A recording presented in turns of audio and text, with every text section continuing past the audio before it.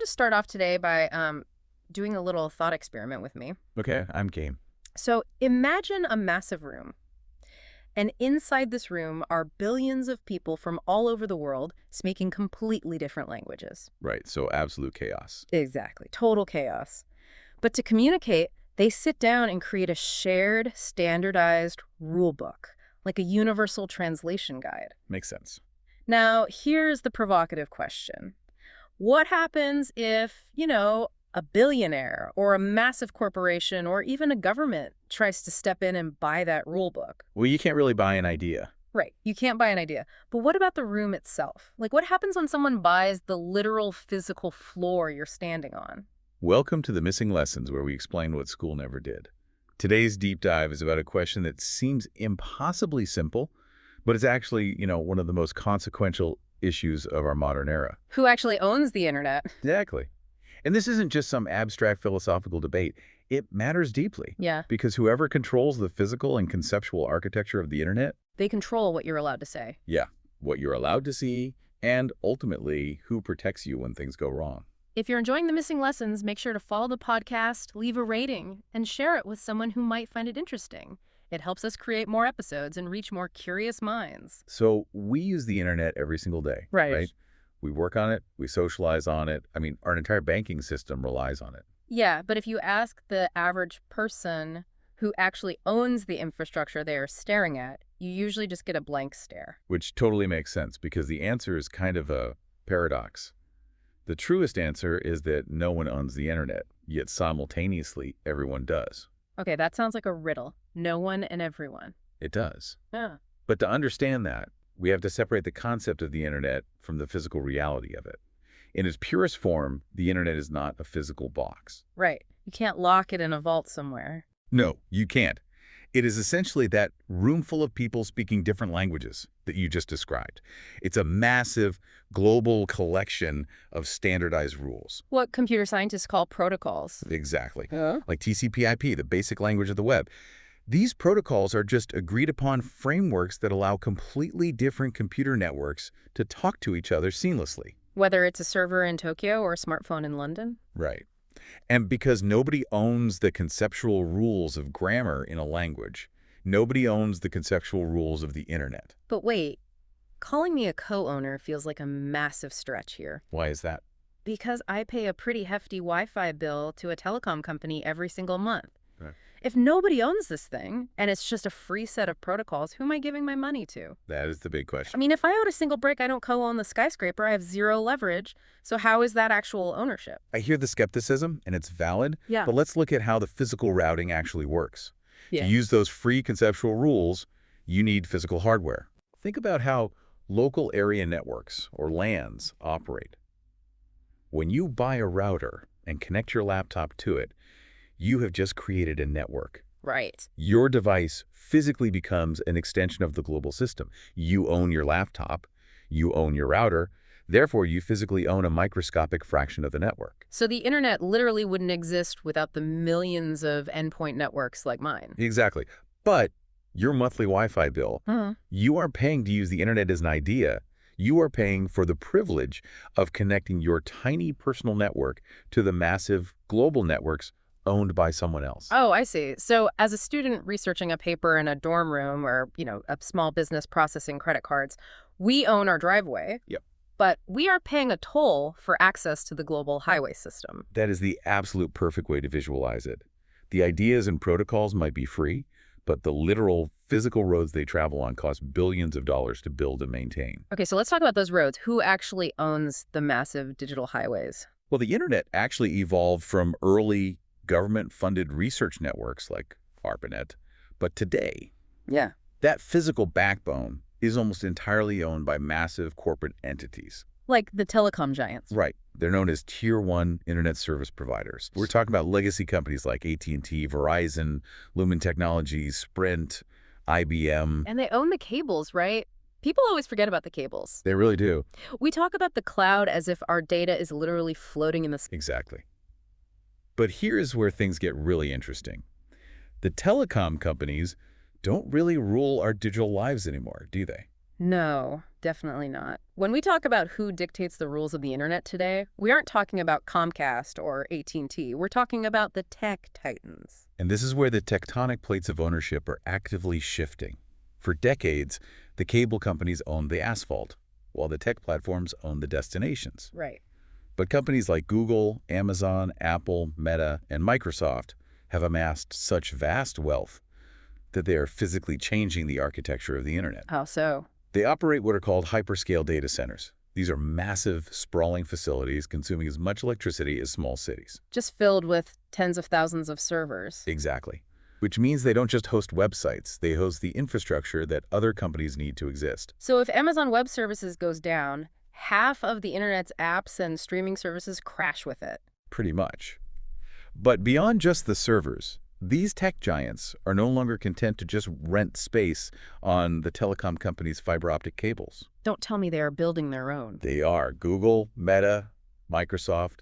They are now investing billions to lay their own private subsea cables. Oh, wow. So they are bypassing the traditional telecom monopolies entirely. Yep. They are effectively rigging the system to maintain dominance by owning both the destination and the road leading to it. That concentrates a terrifying amount of power into the hands of just a few boards of directors. It does. And the physical ownership gets even more staggering when we look up at the night sky. The satellites. Right. Right now, one single tech billionaire, Elon Musk, owns roughly a third of all active satellites currently in orbit. Through Starlink, which operates completely differently from those old-school satellites that used to give you terrible TV reception during a rainstorm, right? Entirely differently. Traditional satellites sit in geostationary orbit, tens of thousands of miles away. That creates massive delays in data transmission. Because the signal has to travel so far. Right.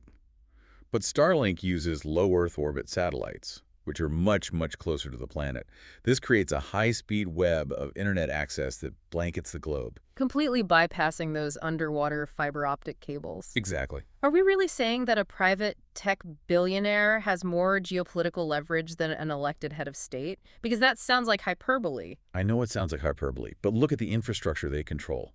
Consider the war in Ukraine. Okay. When traditional communication infrastructure was destroyed, Musk provided satellite internet to the country. He essentially kept an entire nation online. Coordinating its military and civilian communications during a full-scale invasion? Yes. That is a stunning modern reality. A private citizen, by virtue of owning the physical infrastructure in space, acted with the weight and influence of a world leader. That is wild. When one person can decide whether a nation's military can communicate during a crisis, we have officially entered an era where corporate ownership of the internet rivals traditional government power. Which creates a massive historical collision. I mean, if transnational tech corporations own the ocean floor, the data centers, and the sky... Where does that leave traditional governments? Right. They must be terrified of losing their grip. They are actively losing their grip, and they are desperately trying to assert control over a system that was built to ignore them. Because data doesn't care about borders. Exactly. To understand this tension, we have to look back to the year 1648. 1648? That's a jump. I know, but stick with me. The Peace of Westphalia. Yeah. This was a treaty that established a 400-year-old rule we've lived by. A government has absolute total sovereignty over its physical territory. If it happens within your borders, your laws apply. Right. But the internet completely shattered that paradigm. In 1996, there was a famous document published called the Declaration of the Independence of Cyberspace. Oh, I've heard of this. It was a message directed at traditional governments, basically saying, you have no power here because there is no physical matter here. Framing the internet as a borderless utopia. Exactly. Immune to the control of old physical empires. But wait, if it's a borderless utopia, then how do countries manage to block websites or shut down access entirely? I mean, authoritarian regimes block social media. Countries cut off the internet during protests. How are governments building these digital walls? They build them by targeting the physical tether we all have to the network. Governments don't actually block ideas. They manipulate the routing protocols. Using our IP addresses. Exactly. IP addresses pinpoint a device's physical location. And the primary mechanism they use is something called BGP, or Border Gateway Protocol. How did that work? Think of BGP as the Internet's postal service. It decides the most efficient route for data to travel. If a government wants to censor a website, they just force the local internet service providers to alter the BGP routes. They essentially tell the Postal Service that the address no longer exists. Precisely. Any data looking for that website is sent into a digital black hole. We see extreme examples of this with North Korea's total isolation or China's Great Firewall. Right. But we usually associate internet censorship strictly with dictatorships. And that's a misconception. It is crucial to understand that Western democracies manipulate this space too, just using different levers. What does that look like? In democracies, it looks like a mountain of legal requests sent directly to the tech giants. Data from 2021 regarding requests to restrict social media content reveals a really surprising picture. Who is at the top? Well, the countries making the most requests aren't always who you'd think. Mexico and Germany frequently top those lists. Really? Mexico and Germany? Over what? Largely based on consumer protection and strict local advertising standards. Oh, interesting. Yeah. Further down the list, you have countries like Pakistan and Indonesia heavily restricting content based on blasphemy laws. And what about Russia? Russia aggressively focused on silencing extremism and controlling the narrative around its geopolitics, especially regarding the war in Ukraine. So governments are basically using every physical lever they have to bend this borderless web to their local laws. Exactly. Which creates this intense tug-of-war between governments and the tech titans. Right. So since governments are desperately trying to control this space, we have to ask an incredibly important everyday question. Who is actually responsible for your safety online? And that question reveals a complete breakdown of the traditional social contract. The social contract? Yeah. For centuries, human society has operated on a basic deal. We give up some freedoms to the government, and in exchange, they protect us. They provide the police and the military. But online, that contract is broken. If someone steals your car, you call the police. But if a hacker drains your crypto wallet or harasses you online, who do you call? You certainly don't call the local police precinct. No, they wouldn't even know what to do. They don't have the tools or the jurisdiction to track an anonymous hacker bouncing through servers across 3 different continents. And the public intuitively knows this. Surveys suggest that about half of the public wouldn't even bother calling the police for online harassment or a hacking incident. They would just rely entirely on the tech platform to handle it. Exactly. They click Report User and wait for a corporate moderator in a massive data center to deliver justice. So tech companies have accidentally become the world's new police force. Yes. They investigate the crime, they judge the offender, and they execute the sentence, usually by banning an account. We are trusting private, profit-driven companies to perform the fundamental duties of the state. It is a staggering shift in human history. It really is. So if we can't fully rely on the government, and relying on tech platforms feels like a dystopian gamble, what is the everyday person supposed to do? How do you actually protect your slice of the internet? Well, this is where we need to reframe how we view our own role.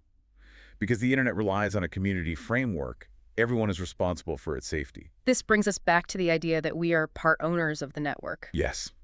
There is a concept among cyber experts called global cyber stability. Because your local network is physically connected to the global network, you have a duty to maintain it. How does that play out in real life? Let's look at how massive cyber attacks actually happen.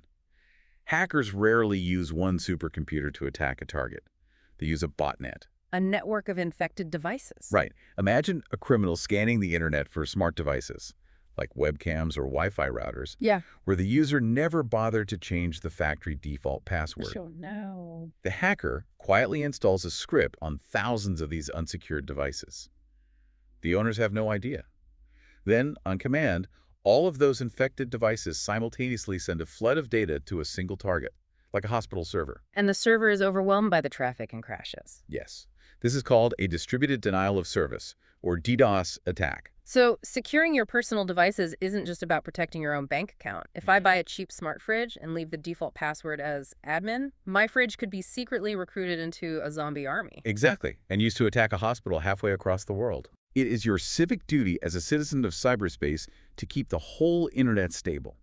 By leaving your digital front door wide open, you aren't just putting yourself at risk, you're introducing vulnerabilities into the global infrastructure. So the traditional model of governments securing public spaces just doesn't scale to the internet. We all have to act as the immune system for this network. Precisely. Update your software, use strong passwords, secure your hardware. Here's a question for you. If you were targeted by a cybercrime today, would you rather trust your government or a tech giant to protect you? Let us know your thoughts in the comments. That's a tough question. It forces you to weigh the inefficiency of bureaucracy against the unchecked power of a monopoly. It really does.